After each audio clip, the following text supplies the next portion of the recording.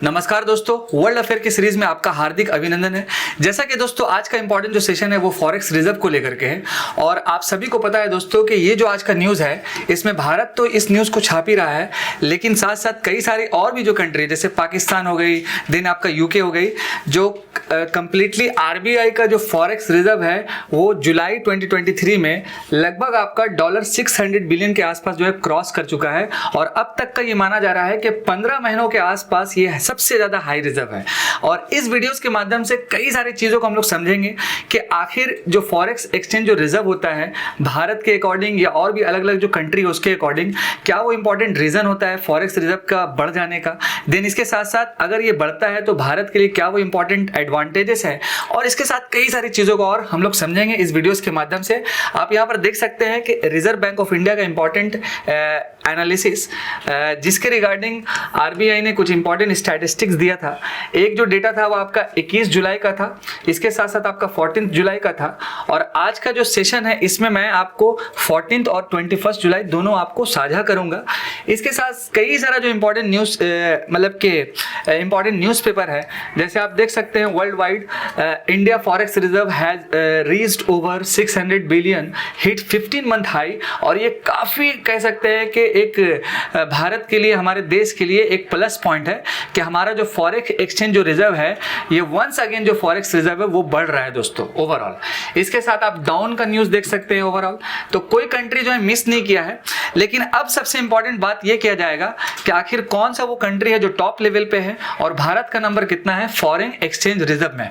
अगर हम बात करेंगे फर्स्ट पोजीशन का तो यहाँ पर आप देख सकते हैं कि पहले पोजीशन में आपका है वो चाइना, इसके साथ साथ दूसरे पोजीशन पे आपको दिख सकता है जापान, नेक्स्ट वन आपका है स्विट्जरलैंड और फिर चौथे नंबर पे है हमारा प्यारा सा भारत। लेकिन अब सवाल यह है दोस्तों, फॉरेन एक्सचेंज जो रिजर्व की कैटेगरी है इस कैटेगरी में अमेरिका का नाम नहीं है। तो अमेरिका का अगर नाम नहीं है तो इसके बिहाइंड में क्या रीजन है ये थोड़ा हम लोग समझ लेते हैं।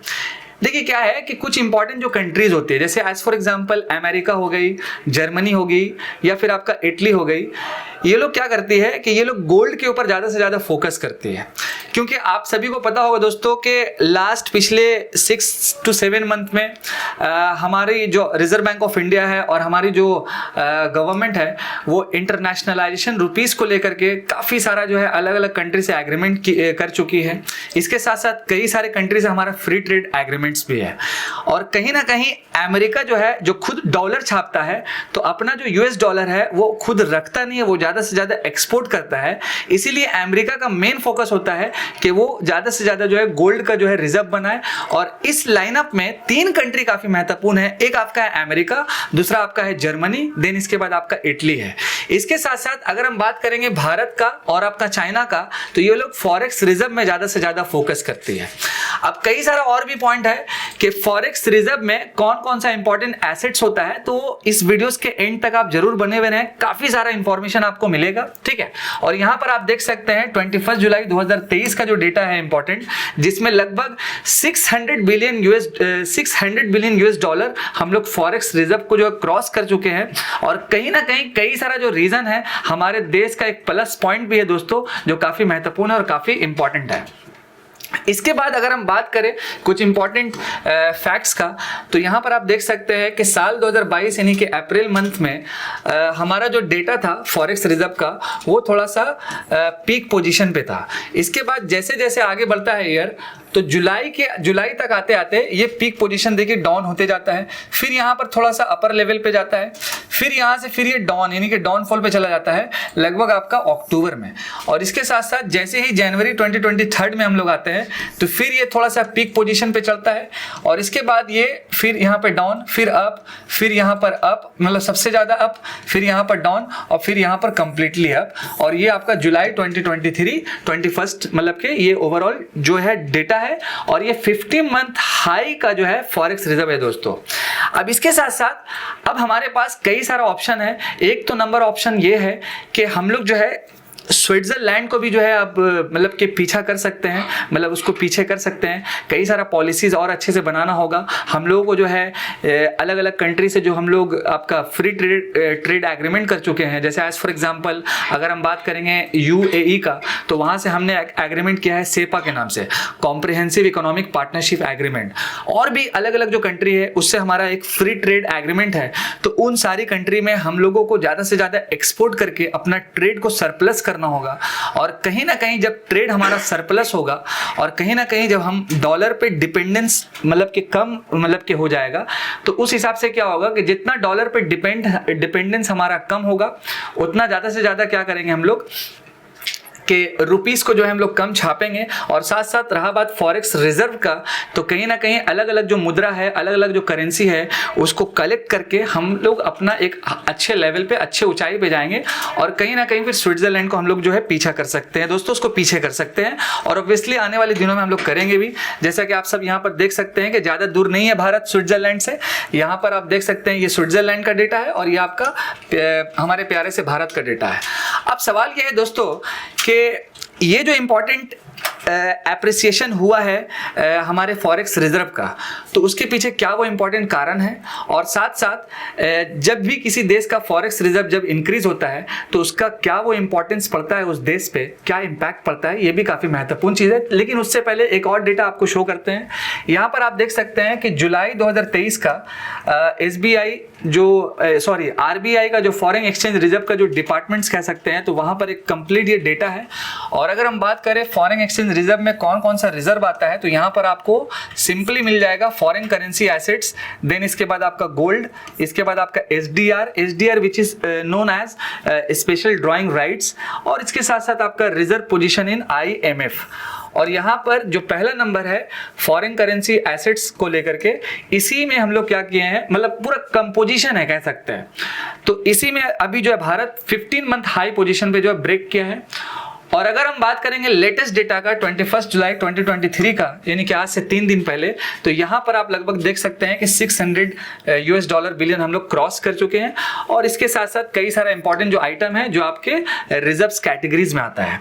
इसके बाद हम बात करेंगे दोस्तों कि आखिर क्या वो इंपॉर्टेंट रीजन होता है अगर आपकी या किसी भी पार्टिकुलर कंट्री का अगर फॉरेक्स रिजर्व बढ़ता है, तो उसके पीछे का रीजंस क्या होता है। फर्स्ट ऑफ ऑल तो रीजंस में जो फर्स्ट नेम है आपका कि rise in investment by foreign portfolio investors, यानी ज़्यादा से ज़्यादा क्या होगा कि आपको एफपीआई यानी कि इन्वेस्टर्स आपको मिलेगा। इसके रिगार्डिंग हमारी गवर्नमेंट कई सारी प्रोग्राम चला रही है, गिफ्ट सिटी आपको याद ही होगा। इसके बाद आपका increased FDIs which is most important. Then इसके बाद अगर हम बात करें सेकेंड वन पॉइंट का, sharp jump in reserve started with the finance ministry announcement 2019। मतलब साल 2019 में क्या हुआ था कि जब हमारी फाइनेंस मिनिस्ट्री ने, निर्मला सीतारमन जी ने कॉर्पोरेट टैक्स रेट्स को कट किया था, तो वहां से जो है एक जंप देखने को मिला था हमारे फॉरेक्स रिजर्व को।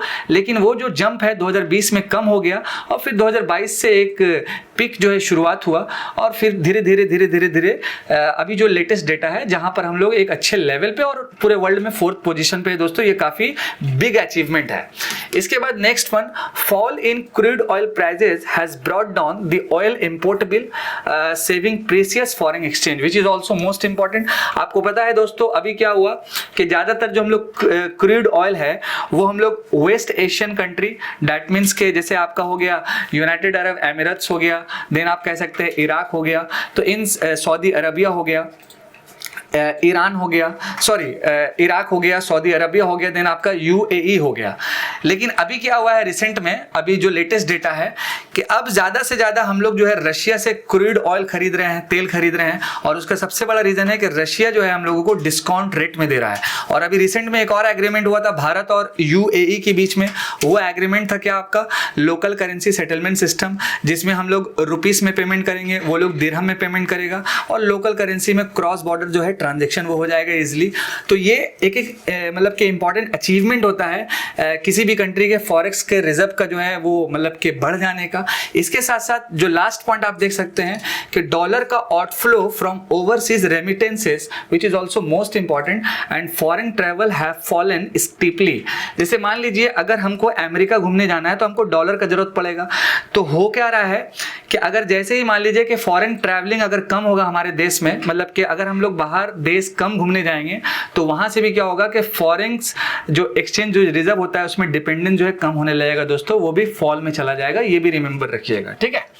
और रिमिटेंसेस आपको तो पता ही है कि अगर हमारे देश से कोई काम करने मान लीजिए यूएस जाता है और वहां से काम करने के बाद जब मान लीजिए कि हमारे देश में डॉलर को जो है सेंड करता है तो वो जो पैसा कन्वर्ट होकर रुपीस में आता है तो वही रिमिटेंसेस हो जाता है। इसके बाद हम बात करेंगे इंपॉर्टेंट सा कि फॉरेन एक्सचेंज रिजर्व के बढ़ जाने का इंपॉर्टेंट क्या वो इंपॉर्टेंट आपका इंपॉर्टेंस है, ये चीज हम देखेंगे।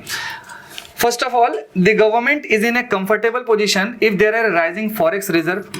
जैसे ही हमारे देश का फॉरेक्स रिजर्व बढ़ता है तो हमारी सरकार एक कंफर्ट पोजीशंस पे आती है। जितना हमारा एक्सटर्नल डेट है पहले हम लोग ट्राई करते हैं कि उसको जो है जल्द से जल्द सॉल्व कर दें। इसके साथ साथ it assist the government in meeting it's foreign exchange needs and external debt obligation. मैंने ऑलरेडी बताया आपको। एप्रिसिएशन इन रूपी, इंटरनेशनल लेवल पे रुपीस का जो है वैल्यूएशन बढ़ जाता है, एप्रिशिएट हो जाता है। और एक होता है डिवैल्यूएशन। डिवैल्यूएशन मतलब क्या होता है कि अगर रुपीस को डॉलर से अगर हम एक्सचेंज करेंगे तो वहां पर क्या होगा कि रुपीस हमको ज्यादा देना होगा $1 खरीदने के लिए। तो एप्रिसिएशन का मतलब हो गया कि रुपीस का वैल्यूएशन का बढ़ जाना। और आने वाले दिनों में हम लोग स्विट्जरलैंड को पीछे करने वाले दोस्तों, ये बात आप लिख करके ले लीजिए। और इसके साथ साथ जो सबसे इंपॉर्टेंट है एप्रिसिएशन इन रुपीस में कि हमारा ग्लोबली एक ब्रांड वैल्यू बनता है जो आजकल बन रहा है दोस्तों, और कई सारे एग्रीमेंट भी हम साइन कर चुके हैं। इसके बाद कई सारा जो क्राइसिस मैनेजमेंट है, बैलेंस ऑफ पेमेंट्स को लेकर के, करेंसीज को लेकर के, वहां पर भी ये रिजर्व हेल्प कर सकता है। और लास्ट वन जो सबसे इंपॉर्टेंट है कि इंटरनेशनल मार्केट में जो है हमें सबसे इंपॉर्टेंट कॉन्फिडेंस दिलवाएगा और कहीं ना कहीं आरबीआई जो है निश्चिंत रहेगा। और खासकर जब भी किसी कंट्री का या स्पेशली हमारे भारत देश का जब फॉरेन करेंसी, फॉरेन रिजर्व जब इंक्रीज होता है तो कहीं ना कहीं हमारा जो ट्रेड है बेहतरीन कर रहा है। हमारा ग्लोबल लेवल पे जब इकोनॉमी स्लो डाउन है लेकिन उस दौरान भी हमारा देश जब बूम कर रहा है, इसका मतलब हमारे देश में कई सारे लोग जो इन्वेस्टर हैं वो इंटरेस्टेड है दोस्तों। तो आशा करते हैं कि आपको इस सेशन में फॉरेक्स रिजर्व के रिगार्डिंग कुछ इंपॉर्टेंट पॉइंट समझ में आया होगा। देन इसके साथ साथ कई सारा और भी एंगल्स था, जैसे मैंने फ्री ट्रेड एग्रीमेंट्स के बारे में बताया। इसके साथ कई सारी और भी इंपॉर्टेंट कंट्रीज है, क्या वो इंपॉर्टेंट रीजंस होता है और क्या वो इंपॉर्टेंस है दोस्तों।